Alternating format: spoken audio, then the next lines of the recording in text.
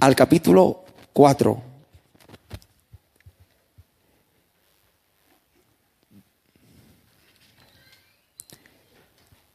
Quiero que vengas al 4 y al versículo 17. Bueno, vamos al 16 mejor, que aquí lo vamos a entender mejor. Dijo pues aquel hombre a Elí: yo vengo de la batalla, he escapado hoy del combate. Y Elí dijo: ¿qué ha acontecido, hijo mío? En este instante se está peleando una batalla entre israelitas y filisteos. Los israelitas combaten en guerra contra el ejército contrario, contra el ejército de los filisteos. Y un soldado escapa de la batalla, vuelve a Israel y trae este mensaje de parte del Señor a Elí. ¿Quién es Elí? El líder religioso de aquel momento en Israel. Es el sacerdote, es el profeta y es el juez. Cuando Elí le pregunta al mensajero qué es lo que ha acontecido en la batalla, el mensaje del mensajero es este. Y el mensajero respondió diciendo: Israel huyó delante de los filisteos, y también fue hecha gran mortandad en el pueblo. Y también tus 2 hijos, Ofni y Fines, fueron muertos, y el arca de Dios fue tomada. Este es un día negro en las crónicas de Israel. ¿Por qué? Porque está aconteciendo algo del cual no hay más registro en todo el tiempo de la Biblia. Tú nunca más verás que a Israel se le roba el arca, solamente aquí. No hay otra crónica, no hay otro registro en el que a Israel le sea robado el arca. Está claro que Israel sirvió a otros pueblos, está claro que Israel fue esclavo de otras naciones. Es verdad que Israel tuvo muchos problemas, pero en ningún otro momento, ni antes ni después de este momento, a Israel se le toma el arca. El arca representa la gloria, la presencia de Dios. Hay un hombre muy ligado, muy conectado a este hecho del arca, y es Elí. Dicho, es profeta, es juez, es el líder religioso de esta nación en este tiempo. Elí es un hombre que genera una gran controversia, y os voy a decir por qué. Si tú estudias la vida de Elí, te vas a ver que Elí tiene 2 grandes problemas. Son sus 2 hijos. Los 2 hijos de Elí son los grandes problemas de Elí. ¿Por qué? Porque los hijos de Elí, que también son sacerdotes, son hombres tremendamente pecadores, tremendamente impíos, que pecan ellos y hacen pecar al pueblo. De hecho, tienen un pecado muy particular. Ellos robaban las ofrendas de Dios. Dice la palabra de Dios que cuando venía la gente a presentar a los sacerdotes las ofrendas que tenían que presentarle a Dios, ellos metían mano y cogían de las ofrendas la carne que no tenían que coger. La palabra de Dios dice que Dios le recrimina a Elí algo y le dice: tus hijos están pecando y tú no los has estorbado. Esto me genera controversia y os voy a decir por qué. Porque si tú lees el primero y el segundo capítulos de este libro, vas a ver que Elí le dice a sus hijos: hijos, ¿por qué estáis haciendo esto? ¿Por qué pecáis? Elí los regaña. ¿Por qué pecáis y hacéis pecar al pueblo? No hagáis esto. Y dice la Biblia que los hijos de Elí no le escuchan. ¿Por qué entonces acusa a Dios a Elí de no regañar a sus hijos y de no estorbarles? Bueno, hay una perla, algo escondido, algo que parece que pasa desapercibido, pero que nos va a abrir mucho el entendimiento en esta noche.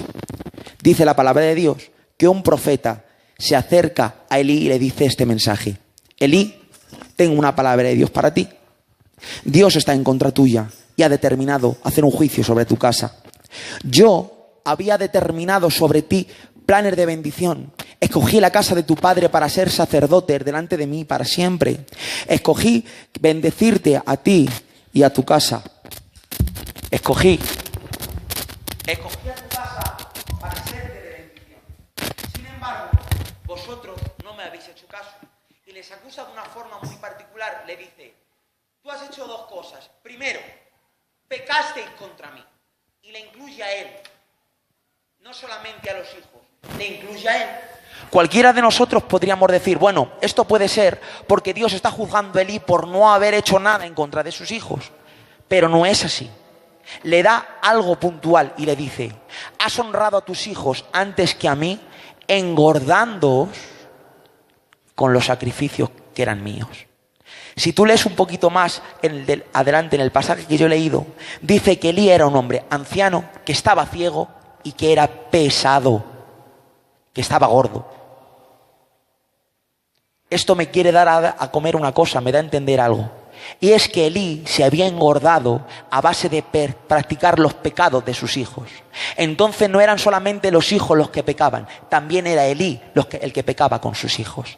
Esto me da a entender algo, que Elí era alguien que hacía mucho, que decía mucho y hacía muy poco. Era alguien que predicaba un evangelio, pero que luego practicaba otro muy diferente. Era alguien que decía, hijo, no mientas, pero luego él mentía. Era alguien que decía, hijo, no robes, pero luego él robaba. Era alguien que predicaba una cosa desde el púlpito, pero luego vivía otra muy diferente abajo.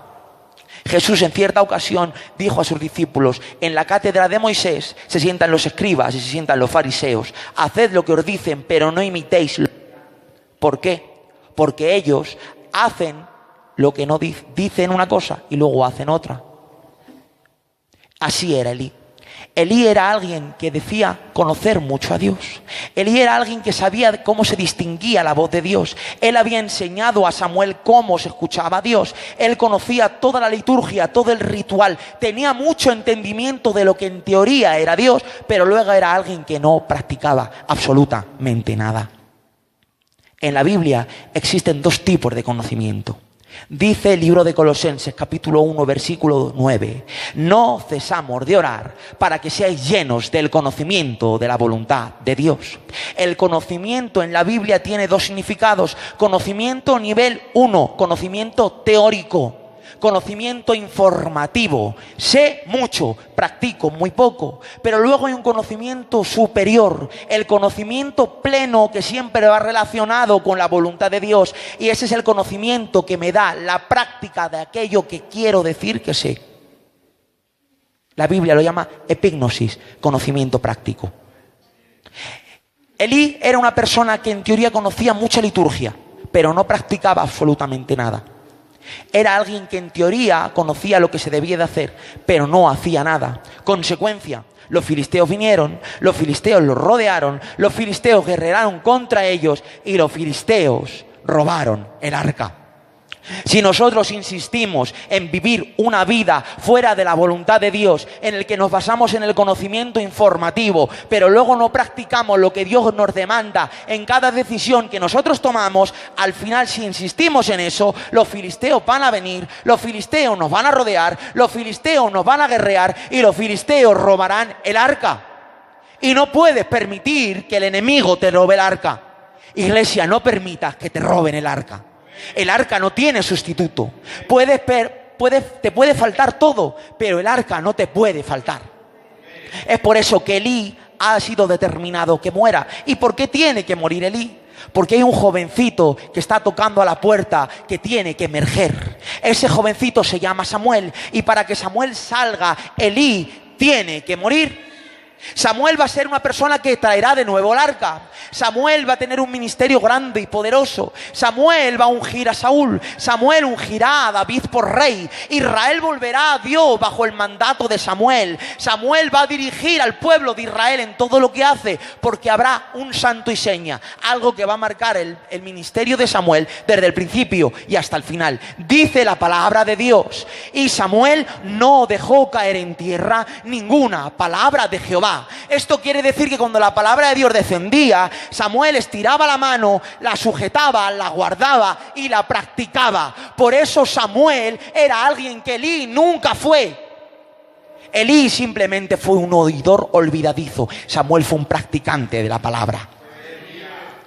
Es por eso que si nosotros le imitamos y hacemos como él, y cuando venga la palabra nosotros la cogemos, la agarramos, la guardamos y la practicamos, algo va a ser transformado dentro de nosotros. Dice la palabra de Dios que la mamá de Samuel venía cada año a buscarle para traerle una túnica nueva, porque Samuel crecía. Fíjate, Samuel crecía. Elí menguaba, porque es necesario que nuestro Elí interno descienda para que Samuel crezca. ¿Y por qué Samuel crece? Dice el libro de Hebreos: hablamos sabiduría entre los que han alcanzado madurez. aquellos que por la práctica tienen los sentidos ejercitados en el discernimiento del bien y del mal. ¿Qué práctica es? Oír y hacer. Oír y hacer, oír y hacer. El que oye y hace, crece. Y el que crece, discierne. Es por eso que el pobre Elí no tenía discernimiento. Pasa una mujer afligida de alma, llorando al templo, buscando una petición, Ana. Y Elí está tan sumamente ciego que la toma por una mujer ebria. Qué poco discernimiento tiene Elí. ¿Y cuánto discernimiento tiene Samuel? Que es capaz de, en medio de una cena, en medio de una comida, escuchar la voz de Dios que le dice: ese no es el ungido, espérate que hay otro que ha de venir. El que crece tiene discernimiento. Iglesia, nosotros tenemos que poner por práctica la palabra de Dios en cada una de nuestras decisiones. Es por eso que el libro de Proverbios te dice: dame, hijo mío, tu corazón y miren tus ojos por mis caminos. Cuando nosotros ponemos la voluntad delante de nosotros, esa voluntad de Dios se hace un camino y nosotros tenemos que andar por ese camino. Cuando yo decido poner mi voluntad dentro del camino de Dios, mi voluntad deja de ser mi voluntad para transformarse en la voluntad de Dios. Estoy caminando en la voluntad de Dios. La pregunta es: ¿qué va a suceder cuando yo practique la voluntad de Dios? Porque a veces creemos que cuando practicamos la voluntad de Dios todo nos va a ir bien. Y es así. Pero fijaos, dice la Biblia que el apóstol Pablo sale con Silas de Antioquía para organizar su segundo viaje misionero. La intención de Pablo: visitar las iglesias que ya había dejado establecidas en toda Asia. A Pablo le esperan aplausos de iglesias, diezmos de los hermanos y hoteles 5 estrellas. ¿Eso está mal? No. El obrero es digno de su salario. Sin embargo, coge a Silas, sale para Asia y dice la palabra de Dios que le fue prohibido por el Espíritu Santo predicar la palabra en Asia, sino que ve la visión de un griego, de un macedonio, que le dice: pasa a Macedonia porque necesitamos tu ayuda. Pablo le dice a Silas: Silas, olvida Asia, tenemos que ir a Macedonia. Y ellos juntos marchan hacia Macedonia, esperando ¿qué? Ver la gloria de Dios. Son los fieles que marchan en pos de la gloria de Dios. Cuando ellos llegan a Macedonia, la primera ciudad que pisan, que es Filipos. Ellos empiezan a predicar en Filipos y por causa de una muchacha, como ya sabéis, que estaba poseída, se arma un alboroto. ¿Y cómo acaban Pablo y Silas? Presos de los romanos. Dice la Biblia que después de haber sido azotados mucho, fueron puestos en la cárcel. Los judíos tenían una norma, una ley, y es: no puedes azotar a un preso más de 40 veces. Después, esa ley se cambió, porque los judíos tomaron el número 40 como sagrado. Lo máximo que se podía azotar a una persona eran 40 azotes menos 1. Por eso el apóstol Pablo, cuando habla en la epístola a los Corintios de su sufrimiento, separa las veces que fue azotado por parte de los judíos y la vez que fue azotado por parte de los romanos, porque los romanos no tenían esa ley, no tenían límite. Los azotes de los romanos los marcaba el cansancio del ejecutor, hasta que él se hartara. Y la Biblia dice que Pablo y Silas fueron azotados mucho. Y después de ser azotados mucho, fueron puestos en la cárcel de más adentro. Todos conocemos el testimonio de Pablo, todos sabemos cómo era, todos lo hemos escuchado y escuchado y escuchado. Pero ¿y Silas qué? Silas, nosotros si lo leemos a primera vista, creemos que es otro segundón, otro hijo espiritual del apóstol Pablo, un Tito, un Timoteo, alguien que Dios ha levantado para acompañar a Pablo. Pero Silas no era eso. Silas venía de la iglesia de Jerusalén, la iglesia madre. Silas era profeta, columna y baluarte en la iglesia de Jerusalén, de tal forma que si cuando tienen que elegir a alguien para visitar Antioquía y poner las cosas en orden, ¿a quién eligen? A Silas. Silas, cuando se anunciaban los carteles de las campañas en Jerusalén, decían: a las 10 de la mañana predica Pedro, por la tarde va a predicar Jacobo y el último, el especial, va a ser Silas. Su nombre estaba en los carteles de las campañas. Y Silas renunció a eso porque cuando vio Antioquía y escuchó las historias del apóstol Pablo, de lo que él había vivido por sus viajes misioneros, él dijo: yo quiero vivir esta gloria. Y él decidió renunciar a ser lo que era en Jerusalén por ser el que le llevaba la botella de agua a Pablo en sus viajes misioneros, con tal de ver la gloria de Dios. Sin embargo, Silas sale de Antioquía buscando la gloria de Dios en Asia y Dios le dice, no vayas a Asia, te vas a Macedonia. Bueno, vale, Señor, si voy a ver tu gloria en Macedonia, me voy a Macedonia. Cuando él pisa Macedonia, en lugar de los diezmos de los hermanos, recibe los palos de los romanos. En lugar de los hoteles 5 estrellas, le meten en la celda de más adentro. ¿Y por qué? ¿Por qué si estás buscando la gloria te ves dentro de la cárcel de más adentro? ¿Sabéis? Ha habido veces que ha venido gente y me ha dicho, Enrique, yo he dicho no a ese negocio por amor de Dios y estoy esperando todavía la provisión de Dios. Yo renuncié a mi sueño por buscar la gloria de Dios. Yo le dije que no a esto que sabía que no debía de hacer, creyendo que Dios me iba a bendecir y todavía Dios no me ha bendecido. ¿Por qué? ¿Por qué si tú eres fiel, Dios te mete en la celda de más adentro? Te voy a decir por qué. Porque Dios prueba la fidelidad de los fieles para ver por qué sirves. Si sirves por la recompensa o sirves por amor a aquel que te ha llamado. Porque Dios tiene la ganancia, la bendición la tiene guardada, pero la bendición es simplemente la añadidura. ¿Qué es la añadidura? La paga extra de Navidad, el aguinaldo que se le da a un trabajador, no porque trabaje por él, sino porque el jefe es bueno y se lo quiere dar. Eso es la añadidura. Sin embargo, a ti Dios te dice, no persigas la añadidura, pelea por el reino. Dios te dice, primeramente el reino. Tú deja la añadidura, que la añadidura vendrá sobre ti. Tú persigue el reino y Dios permite que los fieles sean metidos en las celdas de más adentro para ver si aún dentro de la celda tú sigues siendo fiel, para ver si tú dices aún, tú sigues amando a Dios. Porque Dios dentro de la celda te va a preguntar y te va a decir, ¿me amas? ¿Aún me amas? Y si no hay recompensa, ¿me sigues amando? Y si no hay pago por tu pastoreo, ¿vas a seguir pastoreando con la misma fidelidad? Y si no, nadie te ve en el secreto de tu oración y parece que tu oración no es contestada, ¿vas a seguir clamándome en el secreto? ¿Seguirás adorando en la soledad? ¿Seguirás buscando donde nadie te ve? ¿Seguirás haciendo lo que te demando aun cuando parece que no hay recompensa? ¿Me amas de verdad? Por eso Dios permite las celdas de más adentro, porque Dios prueba la fidelidad de los fieles. Sin embargo, fijaros la fidelidad de los fieles. Dice la palabra de Dios, y a medianoche, no antes. A Pablo y a Silas no los metieron en la cárcel a medianoche, los metieron mucho tiempo antes. Lo que pasa es que Dios a veces te da tiempo para que lo que hagas no sea un acto automático, sino que pruebes y medites si verdaderamente lo que haces lo haces por deseo, lo haces porque quieres, a ver qué es lo que te mueve. Él va a esperar a la medianoche a ver cuál es tu respuesta. Y la respuesta de ellos a la medianoche es que entonaban cánticos de adoración a nuestro Dios. Y los presos los oían. Cuando Dios prueba la fidelidad de los fieles, entonces surge el canto de la fidelidad.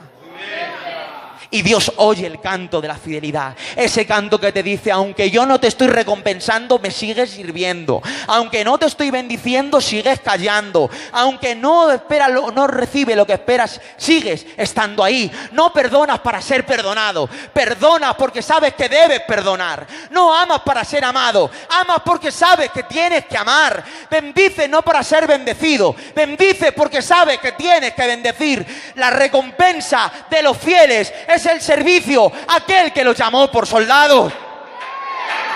Y prepárate que vas a ver la recompensa de los fieles. Dice la palabra de Dios que a medianoche ellos entonaban cánticos y algo empieza a suceder, algo empieza a moverse en aquella celda. Los cimientos de la cárcel se empiezan a mover, la puerta de la celda se abren y ningún esclavo que había metido se mueve, porque ahí aparece algo, aparece la presencia de Dios. Esta es la recompensa de los fieles. La recompensa de los fieles no es la añadidura, no es la sanidad, no es el milagro, no es la bendición, no es la prosperidad en tiempos angustiosos, no. La recompensa de los fieles es que se levante quien se levante, venga quien venga, te pelee quien te pelee, nadie va a poder robarte el arca. El arca no te será robada. La presencia de Dios aparecerá en medio de tu celda. Las puertas se van a abrir y allí aparecerá Cristo en medio de tu celda. Esa es la recompensa de los fieles. La recompensa de los fieles no es la añadidura. La recompensa de los fieles se llama arca, se llama presencia. La presencia no tiene sustituto. Iglesia, no dejes que nadie te robe el arca. Pelea por el arca, lucha por el arca. Que el arca sea tu motivo, que la presencia sea tu mover. Es tiempo de que busquemos primeramente y siempre el arca en medio de todo lo que hagamos.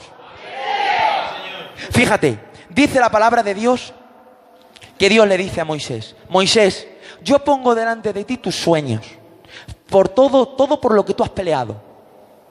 En la tierra prometida, estos 40 años de trato, por lo que tú has servido lo pongo delante de ti.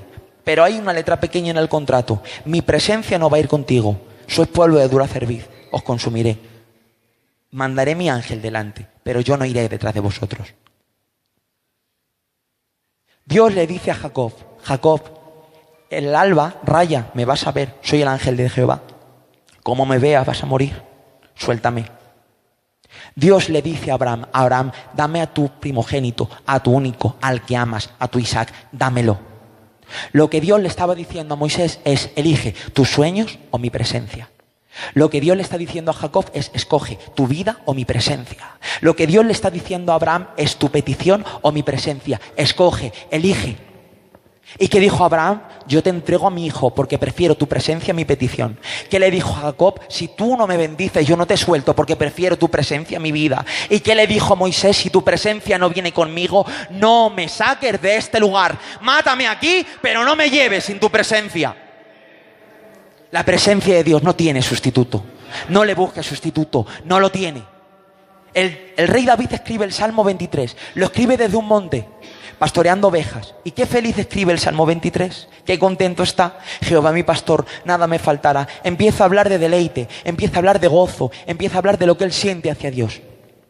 El Salmo 51 lo escribe desde un palacio, rodeado de bienes, rodeado de todo lo que él desea. No le puede faltar nada a David, es rey. Y qué triste escribe el Salmo 51 David, que está sintiendo cómo sus huesos se desvanecen dentro de él, que le está pidiendo a Dios con lágrimas y lloro: por favor, devuélveme el gozo de tu salvación. ¿Qué es lo que le pasa a David? Que estando en el palacio está tan triste y estando en la montaña está tan contento. Es que entre el 23 y el 51 David escribe el Salmo 27. Y en el Salmo 27 dice así: una cosa he demandado a Jehová, solo una. David, ¿qué le pides a Dios? ¿Le pides ser rey? No. ¿Le pides bienes? No. ¿Le pides riquezas? No. ¿Le pides ser alguien? No. ¿Qué le pides? ¿La vida de tus enemigos? No. ¿Le pides algo? No. Lo único que le demando a Jehová es una cosa: estar yo en la presencia de Dios todos los días de mi vida. Es por eso que cuando David tiene la presencia, aunque está en una montaña, es feliz. Pero cuando David no tiene la presencia, aunque está dentro del palacio, siente agonía. Iglesia, la presencia de Dios no tiene sustituto. No dejes que nadie te robe la presencia. Siempre busca la presencia. Olvida la añadidura. Busca siempre el arca. Fíjate, dice Deuteronomio capítulo 28. Si procurares poner por obra la palabra que yo te prescribo hoy y la guardas y la pones por obra, estas bendiciones vendrán sobre ti, te perseguirán y te alcanzarán. Cuando yo pongo la presencia de Dios por camino y empiezo a andar en mis decisiones, una decisión, otra decisión, otra decisión, y miro al frente y mi frente es una cruz y camino puesto los ojos en Jesús, el autor y el consumador de la fe, olvido lo demás y empiezo a perseguir la presencia. Yo estoy caminando por el camino persiguiendo la presencia, no me estoy dando cuenta de lo que viene detrás. La bendición de Dios me persigue, viene detrás de mí. Ya no es que esté persiguiendo yo la bendición y la bendición se me escapa de las manos, porque el que persigue la añadidura se le escapa de las manos, porque no es lo que Dios te demanda, no es lo que Dios te da. Dios te dice: busca mi presencia, olvida la añadidura te la añadiré yo cuando yo quiera, pero que nadie te robe el arca. Y con esto termino, iglesia. Fijaros qué promesa tenemos. Dice la palabra de Dios: en los últimos tiempos haré un pacto con ellos, no como el pacto que hice con sus padres, sino un pacto nuevo, un pacto mejor. Yo quitaré su corazón de piedra y pondré en ellos un corazón de carne, y escribiré en ellos mi ley, y pondré en ellos mi palabra. Y dice el libro de Hebreos, y yo habitaré en medio de ellos. Ahí la palabra habitar es la palabra poner un tabernáculo. ¿Os acordáis del tabernáculo? Lugar santo, lugar santísimo y atrios. ¿Qué había en los atrios? El altar de bronce. ¿Qué había en el lugar santo? El altar del incienso. ¿Qué es lo que había en el lugar santísimo? El arca. La promesa de Dios para nosotros en esta tarde es esta. Si nosotros dejamos que Dios descienda a este lugar, que Dios habite en medio de nosotros, el arca nunca va a faltar de este lugar. Es tiempo, iglesia, de que por encima de todas las cosas busquemos el arca. No dejes que nadie te robe el arca. El arca no tiene sustituto. No busquemos sustituto al arca. La presencia de Dios primero, todo lo demás después. Una cosa he demandado a Jehová, y esta buscaré: estar yo en la presencia de Dios todos los días de mi vida. Que Dios te bendiga, iglesia.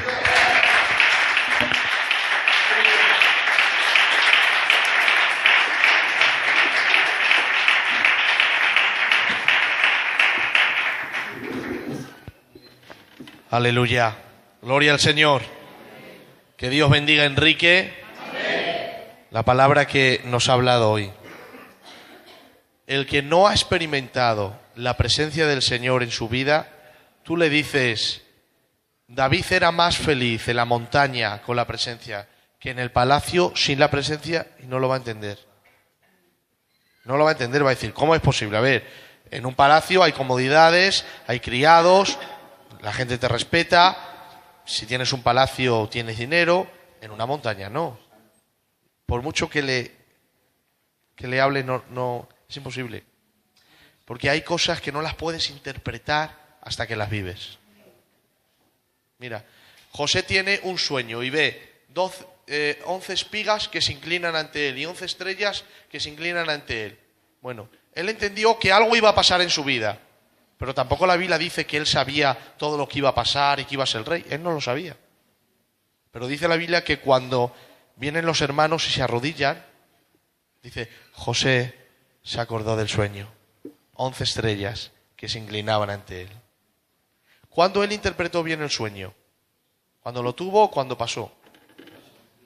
Cuando lo tuvo podía decir, ¿qué significa esto? Ah, pues esto. Pero hasta que no pasó no supo interpretarlo. Decir que es mejor la presencia en la montaña que el palacio sin ella, no lo vas a saber interpretar si no has vivido la presencia. Porque uno va a decir, no, es mejor el palacio. No, porque lo que sientes por dentro cuando la presencia de Dios está, si no lo sientes en palacio, pegarías un grito de angustia y dijeras, prefiero la montaña y el desierto que el palacio, porque sentía ríos de agua de vida. Amén. Sentía relación con mi Dios, comunión con el Espíritu Santo. Amén. Y yo sabía que entre Él y yo había paz. Y hasta que uno no experimenta esto, pues no lo puede interpretar bien. Ahora bien, eso se puede interpretar. ¿Cómo se puede interpretar? La presencia de Dios se experimenta. ¿Cómo se experimenta? Buscando al Señor. ¿Qué dice el Señor? Y me encontraréis, porque me buscaréis de todo vuestro corazón. ¿Sabes? A mí me puedes encontrar aunque no me busques con tu corazón. Puedes venir hipócritamente a mí, engañarme y encontrarme. A Dios no, Él conoce el corazón. Solamente Él abre la cortina cuando ve que un corazón le busca de verdad. Y cuando tú le experimentas y sabes que Él está ahí, tu vida cambia para siempre. Que nadie te robe el arca. Permanece en la presencia del Señor, en el lugar santísimo, disfrutando de tu Dios. Amén.